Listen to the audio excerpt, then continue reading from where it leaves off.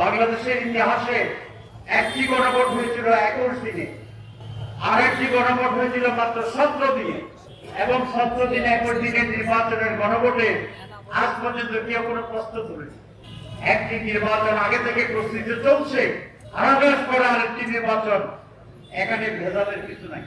জাতীয় নির্বাচন আগে আরেকটি নির্বাচন করার ঝুঁকি নেওয়া ঠিক হবে কিনা।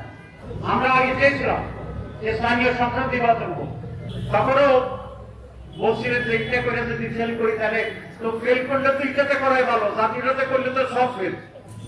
জাতীয় নির্বাচনকে সুচারুভাবে পরিচালনার জন্য, জাতীয় রাজনীতিকে দলীয় প্রভাবমুক্ত করার জন্য জাতীয় নির্বাচন ইলেকশন কমিশন, সংশ্লিষ্ট অফিসার, পুলিশ, সিভিল তাদের ভূমিকা যাচাই পর্যালোচনা করার জন্য আমাদের যে সংস্কার এবং নির্বাচন দুটো আলাদা, নভেম্বর মাসে আলাদাভাবে গণভোট দিতে হবে।